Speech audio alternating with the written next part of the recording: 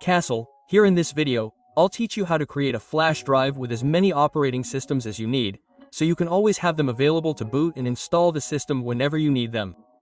It also works with Linux. If you have Linux available, I'll leave a step-by-step guide here on the card and in the description using Linux to create a Bootable flash drive. But in this case, we'll create it with Windows.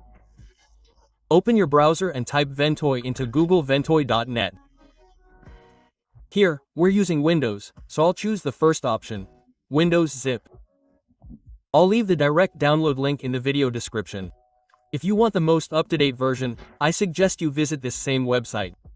I moved Ventoy to a separate folder here to make it easier to explain, but basically, when you right-click on it, you'll see the extract option here.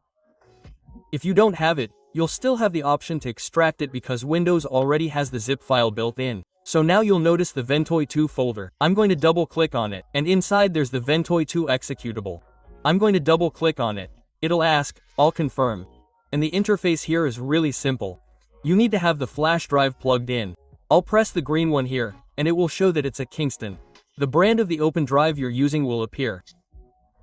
You have to keep in mind that when you click install here, the process of creating the bootable files inside the flash drive will begin, partitioning it, and you'll lose all the files on it. So be careful. If you have anything important, make a backup first. I'll click install here to continue. It will warn you. Press yes twice. Wait for the process. I'll show you that everything is ready now, okay? It's done, the process is complete. If I look here in File Explorer, you'll notice that my flash drive has now changed its name. Before, it was named Lucas, but now it's named Ventoy automatically. You'll notice that it has 7.18 gigabytes free. I can use this space to load all the operating system images. Here, I want to put, for example, Windows 11 here. In the browser, I type Windows 11 ISO. If I wanted 10, I'd do the same thing. Windows 10 ISO. And then I download these ISOs, which in the case of Windows is very easy. Click on the first Microsoft option there. There's the option here, look, download the Windows 11 ISO image. This is the ISO that we can put inside the flash drive created with Ventoy.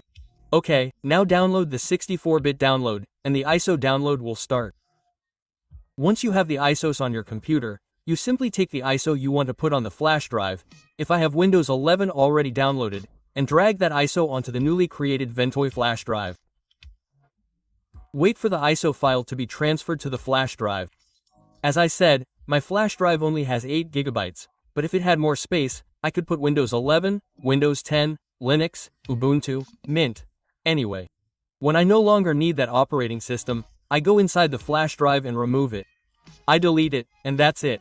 Then I can put another one in its place.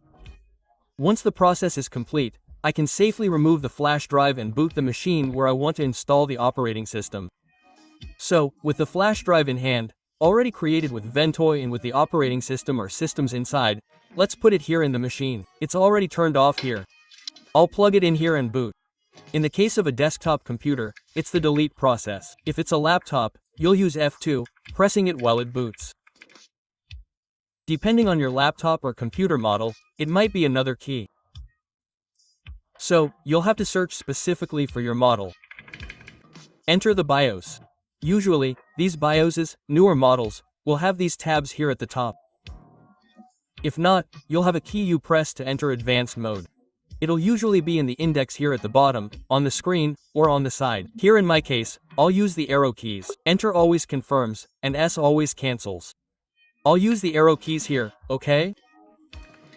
To navigate sideways here to the boot tab. Once you get to the boot tab, there will be an option here called Boot Option Priorities. It will usually be called that, regardless of the motherboard or version. And here I'll put the Kingston Data Traveler flash drive first. Start here with Phi. I'll put it first. And now, with it here first, the Kingston F. There's one thing though. Desktops aren't as common, and it can happen, but notebook motherboards generally have a feature called Security Boot. It'll usually be here in the Security tab or even in the Boot tab, but you'll have to research it specifically for your model. In my case, the Security tab has a Security Boot mode. I'll press Enter here, selecting Security Boot down here, and you can see that Security Boot is enabled. I'll press Enter again and disable it. Many motherboards like these can't boot from a USB flash drive when security boot is enabled. So if you can't boot from a USB flash drive, just disable security boot. Now I can press ESC here to go back. Now I can use the shortcut key to save. It'll usually be in the index here as well. It's usually F10 in most cases. So I'll press F10 here. It will save this configuration. I'll press enter. And now I'll wait for it to boot from the USB flash drive we created with Ventoy. Ventoy will have a list of all the ISOs or operating systems you've installed on the flash drive. In this case, I only managed to install Windows 11. So, I'll press enter here, okay? Enter is normal boot, not enter again. And it will then start the Windows 11 installation process. If I had installed other operating systems on the flash drive, I could select another one there, and consequently, I have a variety of systems at my disposal whenever I need them. By going here to start the Windows 11 installation, I'll advance through everything here. There's no secret here. We can repair the operating system or install Windows 11. You confirm here that everything is okay. You don't have the key, so you enter it here. I don't have the product key. It's that basic one you'll be selecting. I'll select Pro here. Yes, if your notebook already came with Windows factory defaults, it will automatically select here. Here, except here. In this case, since I already have an operating system installed on my SSD, all partitions will appear occupied.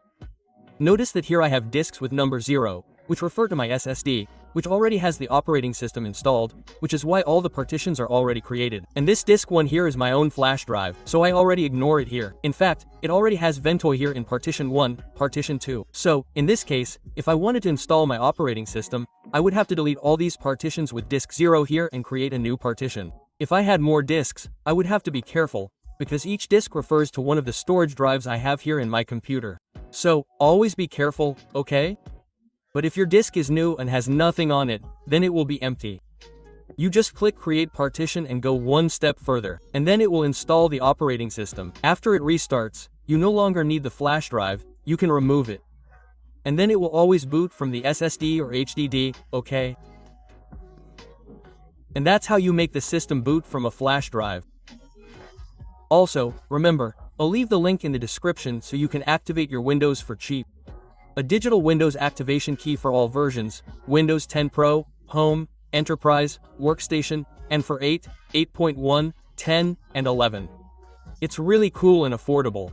Activate your Windows 10 today. If you have any questions, leave them in the comments.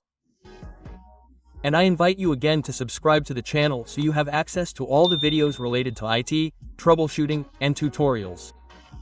And that's it, big hug, until next time.